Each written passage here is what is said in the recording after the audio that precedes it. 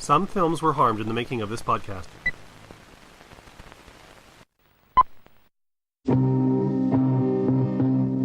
Ladies and gentlemen, welcome to violence. While living fast, and if you want to end up giving your all, let me call. Pussycat is living reckless. Pussycat is right. Hello and welcome to For Your Consideration. The podcast featuring roundtable discussions, reevaluating the cinematic canon of past masterpieces and modern classics. I'm your host, Dustin Friesnan. And I'm Mike Josick. Welcome to the show.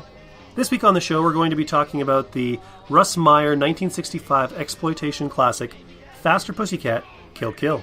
AKA that movie where we learn that all women is trains. Are we human or are we trained? It's a question that's been puzzling us since before the Sphinx. Is man a walrus? You watched Tusk recently. And you never have. I have yet to see Tusk, that's correct. So just before we get to our discussion of the film, we are always saying if you leave any comments, we will read them on an upcoming show. Well, that time has come, ladies and gentlemen. It has finally come. We got a great comment on our YouTube channel by Javier Gil Vidal. And Javier said, in regards to our A Hard Day's Night episode, wonderful, educated, articulated, and well-argumented dialogue in which both parts have a point. Congratulations especially to Dustin, who dares challenge the mainstream of the vast majority, of which I am a member, who consider this film a masterpiece in every sense. He brings his point home very well, with excellent observations I will think about in the future. A class show. And definitely something that's going to boost my ego a little bit. Not that that needed to happen. But thank you very much, Javier, and I hope that I can maintain a proper defense of my often iconoclastic, against the grain sort of opinion. I'm quite actually pleased with this comment because it does sort of address, one of the things that we tried to do when we started this project, which is just to kind of challenge, the status of these movies and also just to have like really good discussions about them and to kind of be recognized for that. I know we were looking forward to this one since I knew going in the kind of movie it was going to be and generally what my thoughts of that kind of movie was. I hadn't seen such a movie since we started doing this and I started looking at movies a bit more differently, so I was still trying to go in with as open a mind as possible, but I knew that Mike loved it and that I probably was going to disagree with him right off the huff. Well, as we discussed in the show, I went in as a Beatles fan, you went in not as a Beatles fan. And that's why I was looking forward to doing it, so we'd have that good discussion back and forth there from both polar opposites. So thanks again, Javier. That was really great of you to leave that comment for us. And just to remind everybody, we love your comments. So whether it's Facebook, on our YouTube channel, Instagram, Twitter, wherever we are, let us know what you think. We do care. We listen. So, rolling credits on Faster Pussycat, Kill Kill. The film was directed by Russ Meyer, produced by Russ Meyer and Eve Meyer. It was written by Russ Meyer and Jack Moran. It starred Tura Satana, Haji, Laurie Williams, and Susan Bernard. It was narrated by John Furlong. Music was by Paul Sawtell and Bert Schefter. Cinematography was by Walter Schenk. It was edited by Russ Meyer. Distributed by RM Films International and released on August 6th, 1965. The film is considered something of a classic, currently sitting at number 674 on the 10th edition of the 1000 Greatest Films list. And it ranks 377th on the Sight and Sound Critics Poll.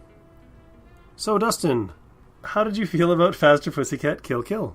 In the first 10-15 minutes of the film, I was like, oh my god, this is going to be nothing but pure garbage.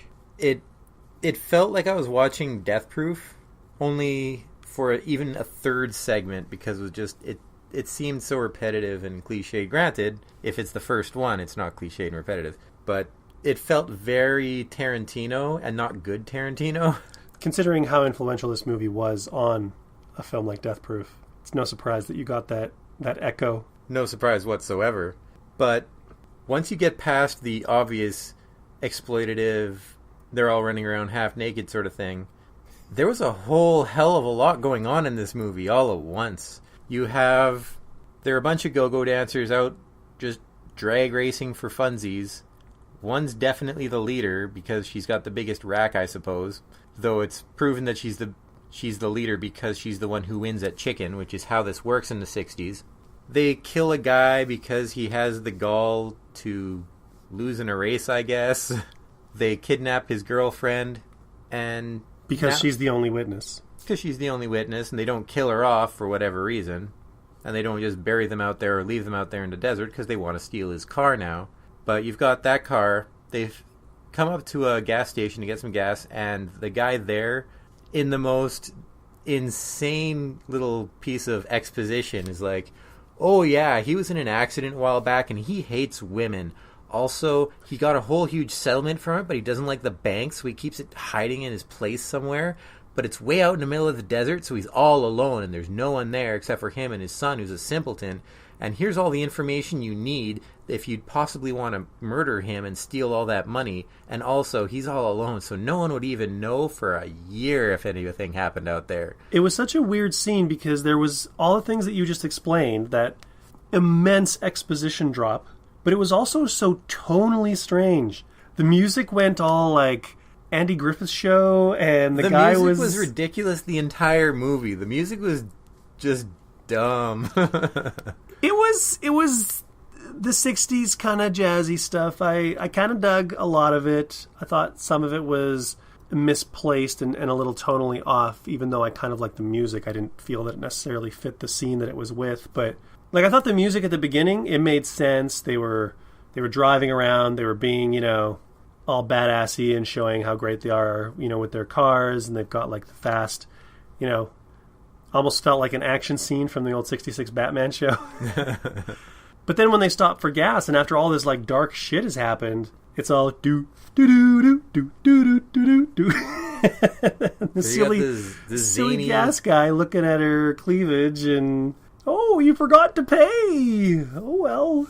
I don't know what was up with all those tickets, but whatever. Well, back in the day, that you wrote up an invoice. That's how you actually like billed your gas. It looked like stamps. I don't know.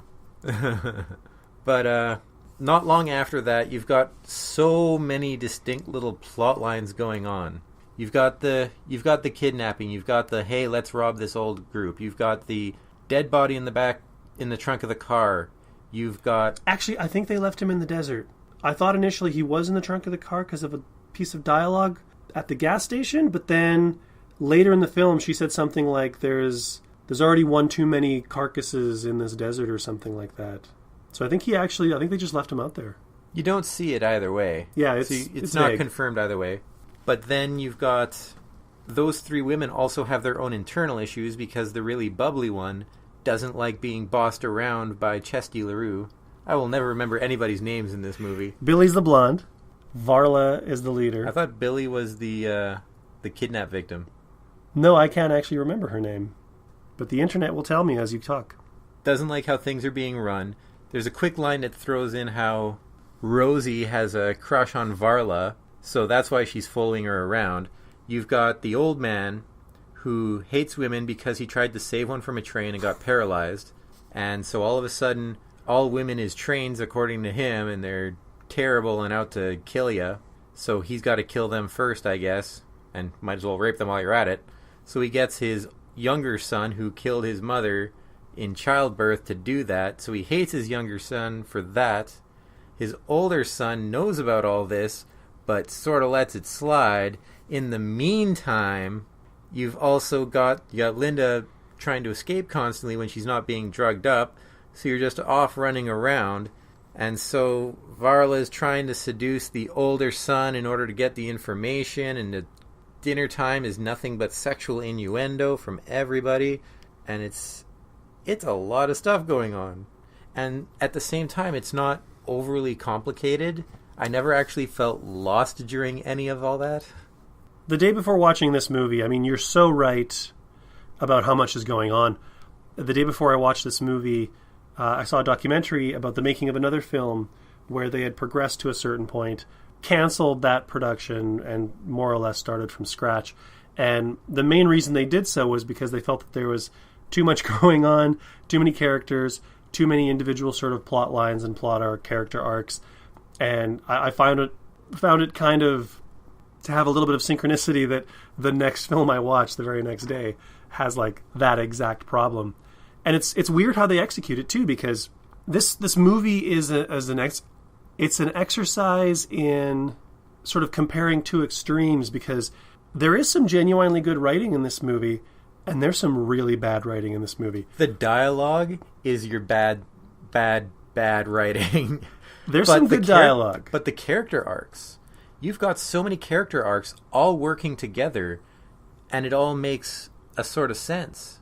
There's some beautiful shot composition and cinematography, and there's some terrible, terrible shot composition and cinematography. There's good music, there's bad music, there's good acting, there's bad acting. Like, this movie, not only is there so much going on story-wise, but just sort of visually and narratively and structurally, I think there's a lot going on, pulling you in multiple directions while you're watching it.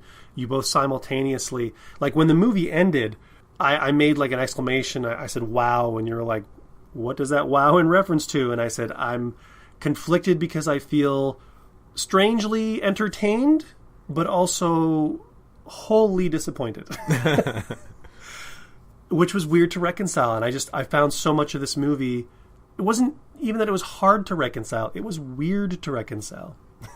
It's kind of odd to try to figure out what they're even going for in this movie, because you've got the definite exploitation themes of women running around half naked for next to no reason, other than the fact that they're go-go dancers just having fun.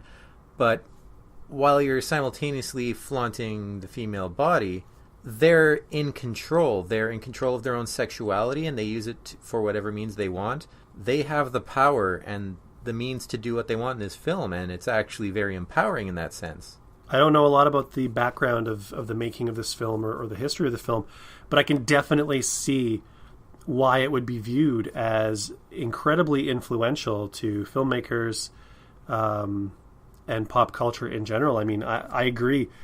These aren't good people. None of these people are good people, really. Well, except for the kidnap victim.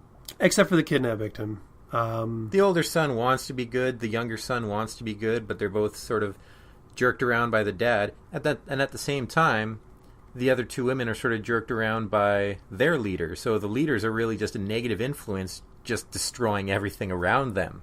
But I can see how, like you said, I mean, there is a lot of empowerment in this movie. These are women, you know, for better or worse, they're in control of what they're doing. They have no masters. They are. In fact, Billy at one point says specifically, "Yeah, I make mistakes. Yeah, sometimes I do some things I shouldn't do. I get drunk, I pass, whatever. But that's my choice. I'm in charge. It's my decision." And not only are they not beholden to any man, but as Billy proves, they're not beholden to any woman either. Like, they are true anti-authoritarian. I'm going to do what I'm going to do because I want to do it. There's that line where she says to Rosie, I do what I do because if I feel good. I do what makes me feel good. Yeah. Whatever that may be. And then you take on top of that the fact that it was very kind of racy in its innuendo. The double entendres are back to front in this movie. You have a lot of violence, a lot of sex, but it's not... I mean, this is considered an exploitation movie, and I can see how it would be considered one, but I've seen so much worse than this from this time period. Oh, absolutely. Way, way worse. It's simultaneously exploitative and yet simultaneously super progressive. And I think by taking those elements, it's kind of like when we talked about A Hard Day's Night. I know we disagreed about that movie, where it was basically a commercial, but they tried to do something sort of artful and transgressive with it. I feel like the same sort of thing was happening here, where they were like, yeah, we're going to make a film. It's probably going to be, you know, a cheap film for drive-ins. There's got to be boobs. There's got to be fighting, loud noises, screaming, violence, sex, all that stuff. But there's a really kind of creepy, seductive noir story going on here, which is very contemporary when you think about it. I know from what I read, Tarantino was talking about doing a remake of it, and I could easily see that. I could see this movie right now as is pretty much being a Tarantino film. Oh, for sure. Even in the black and white. Though, for him, he'd be doing it stylistically, not because they're just too cheap. the thing that gives me the sense that there was maybe more going on here are just little things like some of the more purple prose. Some of those lines, they're great. They're great lines that I don't think a trained actor could have delivered them and sold them. Like, I think... You think you needed them to just... You needed Satana... You needed her to just shout everything that she said at all times. The shouting bothered me. They just walked off screen, and you're talking about murdering them. You're not whispering it, you're shouting it. There's one point where she specifically takes the other character away to whisper, and by whisper I mean talk in a normal voice, behind a car door, saying, we have her so she can't talk, but she can still hear us. Anywho, we're going to ditch the body in the desert. I think the shouting was part of the posturing, as annoying as it was. But, yeah, I think... Loudest one wins. I think that the fact that they weren't trained actors, the fact that they probably, didn't have a stake in, like, the writing of it, or they were just basically, like, delivering the lines that they were told to deliver. I think some of those lines were so kind of beautifully crazy, and some of it was just kind of fell flat. But then you also, like I said, there's some beautiful shot composition, like the scene where it's shot from below, from behind the two women, Rosie and Varla, and the old man and the big beefy son are framed kind of between their legs. And I mean, there's no ifs, ands, or buts, pardon the pun. Framing a shot like that, it's a power thing. There are these women were in the kind of power position in that scene. They were larger than life. You couldn't see all of them. Maybe I'm reading it into a little bit too much, but their butts were like right there. So like the sexuality is right there. Wearing it on their sleeves, not ashamed of it. It's a powerful thing. They owned it for sure. And you had the little crippled man and his beefcake mentally challenged son who were on the other end of that. And, I've seen movies that have been made just for the sake of like, okay, we've got $20,000 in 3 weeks. Let's go make a movie. And they don't have shot composition like that. They don't have stylistic flares like that. And I think there was enough of them in this movie and other little things here and there that I'm pretty sure that these guys were actually trying to make something. Kind of like when we talked about Troll 2. When they made Troll 2, they didn't think they were making a piece of shit. He believed in that movie so hard. And I think the people here, I think they believed in this movie. I think this was more than just, let's make a movie to get in drive-thrus and get some money off the... It's more than meets the eye. And what meets the eye is probably a lot of cleavage. I read something online that was saying that the way that Meyer favored lower angles was kind of ironic considering how much cleavage was in the movie. And cleavage favors, higher, bird's eye view kind of angles looking down. But again, I think that's where sort of that power play comes in. And really, to be honest, when you see what Varla's wearing, I think she has just as much cleavage from below as she would from above. I would actually have to really agree on that. It's ridiculous. Another thing I ran across that I have to wholeheartedly agree with, somebody was talking about how this was supposed to be such a, sex and violence and, in your face kind of thing. But they said the violence really just amounts to people kind of rolling around in the sand. Oh yeah, it's very Star Trek original series. And even some of the music that plays while they're fighting reminded me so much of Star Trek fights. And why is it when a woman is fighting, is it always like judo chops? Oh, it was nothing but judo chops from Varla. And her judo chops were deadly strong. They kill you in the face.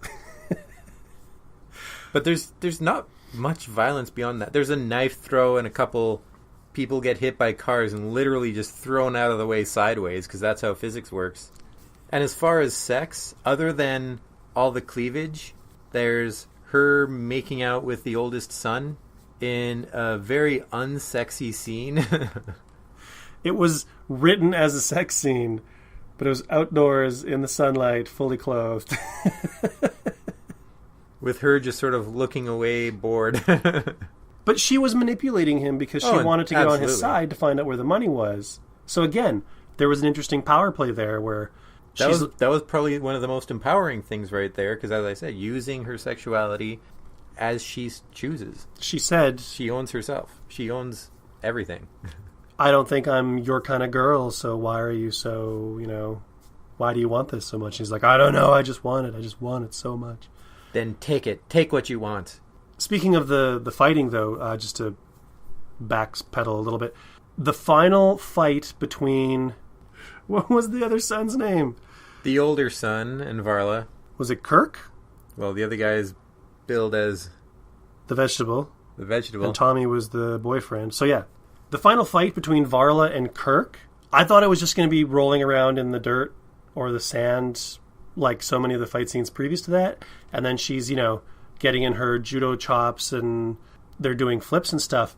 But then he starts getting some hits in and it turns into an actual fight. And I was really impressed with 1965. This is an action fight scene between a man and a woman, and there's like no quarter given. And they're just going for it. This was not a, at no point did I feel like it was being choreographed or acted in any way to give her sort of the upper hand. It was a fair fight. The fight that I felt actually was almost a bit more real was at the beginning between the other two girls where they were fighting on the beach. It was pure, like, blatant exploitative thing. You thought that was realistic? Well, the reason I say that is because... Yeah, they're rolling on the ground like in every other fight, but then they're throwing like handfuls of sand into each other's face, like pure street fighting dick moves that you would never do when you're playing around, is what they were doing there. Like face washing in the sand, like that is rude if you've ever gotten a face full of sand. And I guess as friends, they weren't trying to really hurt each other. So, yeah, having them more wrestling than fighting. Well, even the fighting was wrestling, right? What's a fight that didn't involve rolling around on the ground in this movie? Tell me that. Except for dude versus car. But even then, he was sitting down. There was a lot of dudes versus cars. and broads versus cars. I will say, I felt bad when Rosie got it. When the vegetable took the knife to her. I kind of felt... I hated her when she first came on screen. She bothered me so much. But just watching her throughout the movie, her quiet presence, you could tell that she was different than Billy and Varla. She doesn't want to do the violent things that Varla's doing, but she's so beholden to her. She just loves her. And then, and you find out that the reason why she sticks around, Billy sticks around because she thought it was a good time, but then Billy gets out when things go crazy and she's like, I don't want to deal with this shit anymore.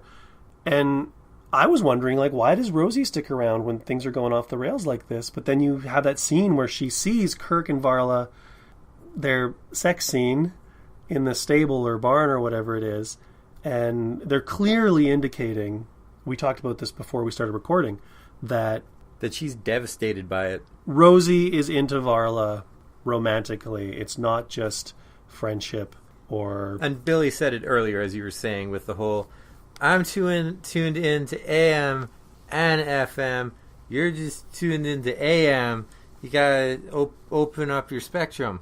So I really liked that. It gave me an emotional in for Rosie, and I thought you can even see Varla manipulating her more by making her be the one to drive over the old man. Yes, she could have done it herself, but she wants to make Rosie implicit in this. And I thought, like I said, Haji's performance with just a stoic performance, it wasn't great, but I really do think that it supported kind of that character arc that she was having. And at the end, when she's talking to the vegetable and she's saying, don't you want to take out that knife? I mean, they clearly want him to touch the knife, get his fingerprints on it, but you could tell Rosie's done with this and she just wants to get out and go. Honestly, I don't think it was about the fingerprints for her. I think she just didn't want to walk up as he's crying over mourning this body and be like, I'm just going to take this here and I'm just going to, head out. He wanted to make it seem like, well, I'm going to just make it seem like it's something that's normal, and because this guy's mentally handicapped, and I'll just slowly manipulate it and make it so that he doesn't attack me because he's a giant slab of beef. Actually, that makes some sense because... Oh, well, no. I was going to say Varla was wearing gloves when she threw the knife, but Rosie took the knife out of her boot. Well, she could wash the fingerprints off afterwards or even get rid of the knife entirely. She could. But when she went up to the vegetable, she said, "Shouldn't I worry about him?" And Varla's like, "Nah, whatever. Don't even think about it." Which is easy for you when you don't bother turning when you play chicken. Rosie's a little bit more chicken than that, or a little bit more reasonable. It's funny, as we talk about this, I'm liking the movie more. Like I said, it's got a lot going on in it. And that works to its favor, not to its detriment. You know, I've read a number of reviews after we watched the movie, just to kind of, you know, I knew what I thought and I wanted to see what sort of the world thought. And there's a number of critics and film people who watched this movie the first time and thought, this is misogynistic crap, this is garbage. But then they watched it again, you know, years later, and they were like, this is amazing. I'm seeing all this extra stuff in it, and they now are advocates of the film. In that case, we're just that much better than they are because we're seeing all that other stuff on the first viewing. Yeah, this is one of the few times, actually, where we've talked about a movie afterwards, and it's seriously pushing against my established opinion right now. So I've pretty much said everything I want to say about the movie. Is there anything you want to add? As always, I like to do it all in my final little judgment phase piece. So let's move on to the judgment phase then. Dustin, is Faster Pussycat Kill Kill a masterpiece or a museum piece? Or other. There's 3 options. There's now 3 options. There's bullshit. No. I'm saying it could be neither is a possibility. This is not a film. It doesn't have to be a masterpiece or a museum piece. It could just be a movie. But for Faster Pussycat Kill Kill, there's a lot of good stuff going on in it. There's a lot of good writing. There's a lot of bad writing. There's, yes, the exploitation elements, and yet a lot of elements of empowerment. There's, I don't know how much good acting there is. There's definitely okay acting, and there's a lot of bad acting. There's a lot of weird elements and a lot of good elements. And as you add it all up, I think it is something that has definitely been influential in film directors like Quentin Tarantino. You can definitely see this style in a lot of other films. And John Waters says it's the greatest movie ever made. And possibly the greatest film that will ever be made. But I'm going to say it's just a museum piece. It is definitely worthy for a watch if you are somebody looking at film studies, if you're somebody looking at critiquing, directing films. There's a lot to be learned from this movie, but just going into it as anyone else, I don't see as much merit in it. I wouldn't place it as a masterpiece, but definitely as a museum piece, something that is worth watching for certain people. But I know I'm not going to be revisiting it myself at any point. It's not something that is really going to tug at me. It's funny that you say that because I feel that this is a movie that probably should be revisited. I'm also going to vote museum piece over masterpiece for basically the same reasons that you said. I think there's a lot of merit here. I think there's a lot going on. I think considering what they were working with and the time that it was made and the fact that this is a seminal film, it is very influential, and you know, people are still discovering this movie, and there's a lot of stuff in it that feels very contemporary. Honestly, if anything, any writer who's trying to throw in a mess ton of different stuff all at once should watch this film, because they balance everything very nicely. It's not overwhelming, despite the amount of things going on at any given time. But the fact that when I finished this movie, as I said before we came into the judgments segment, I left this movie feeling entertained but really disappointed. And I think I have to sort of be true to that reaction. And this is why I feel that this might be a movie that needs to be revisited. Knowing what I'm walking into might change my opinion of the film. I might see some stuff that, you know, maybe I'm not seeing now. I don't know. I feel like I'm kind of going on longer than I probably should. There's a lot of doubt in Mike right now. There's not a lot of doubt. I mean, a lot of doubt and a lot of watermelon. I'm firmly on the museum piece, but the discussion has brought up some questions as to, does this film have more merit than maybe I'm giving to it? So, you know, it's kind of pushing against my established opinion. And that's where sort of any hesitancy that I have is coming from. But I think I just wanted to articulate that I am firmly at Museum Piece, but I look forward to possibly revisiting this in the future and possibly even on a future show. We shall see, I suppose. So that's 2 votes for Museum Piece for Faster Pussycat, Kill Kill. What's going on here? 3.5 seconds, champ. You were great. What's the matter? The watch. She won't give it back to me. Let's have it. You've got a weird sense of humor. Try again. I get funnier. Look, I don't know what the hell your point is, but I don't... The point is of no return, and you've reached it. If you have any thoughts or opinions on the discussion that we just had on the film or on the podcast in general, and whether or not the Pussycats killed fast enough, or if they should have sped up their shit and then they'd still be alive. I feel like these Spoiler! I feel like these are like unused dummery ideas that you're trying to just slip in. My life is a dummery. Be sure to check us out on Facebook, Twitter, and Instagram. We are on all the social media. Like, share, follow, spread the word. If you enjoy the show, perhaps friends and family would as well. We also have a WordPress blog. We actually just posted a new essay to the blog about sequelitis. It's one of the Dustin rants. That's located at wordpress.com/FYC show. If you get the show off of iTunes, rate and review the show. It only takes a minute. And any comments that you guys make on iTunes or on the blog or Facebook or Twitter or anywhere, we'll read those comments out on a future episode and give you a shout out. Oh, and don't forget to check us out on YouTube, where we have our YouTube channel. We cross-post all of our episodes there as well. And lastly, don't forget the Patreon campaign that we started, patreon.com/FYC show. We are coming up to the end of our 2nd year, and we kind of wanted to grow and evolve the show in year 3 and expand our volume of content. I guess that's... So if you feel like supporting us, check out that page. And if you can't support financially, that's great. That's fine. But support vocally. But we'd ask, support vocally. Like, share the Patreon on Facebook or other social media. Just, let other people who maybe don't know about it would like to contribute. So enough pandering. So that brings us to the end of another episode of For Your Consideration. Thank you so much for joining us. We appreciate all of you for downloading and listening. You don't know how excited it makes this guy when he comes up to me with the new numbers every 5 minutes. Be sure to join us next week as we talk about yet another classic and possibly divisive film. So until next time, I've been Dustin. And I've been Mike. Take care.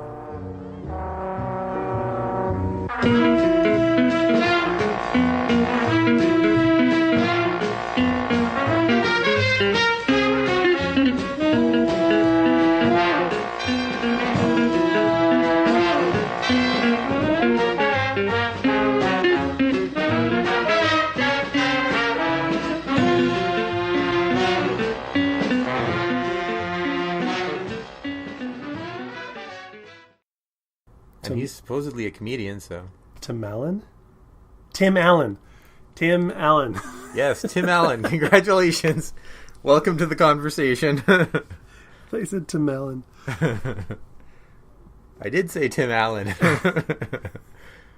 There's a space in there that I did not pronounce, I will admit.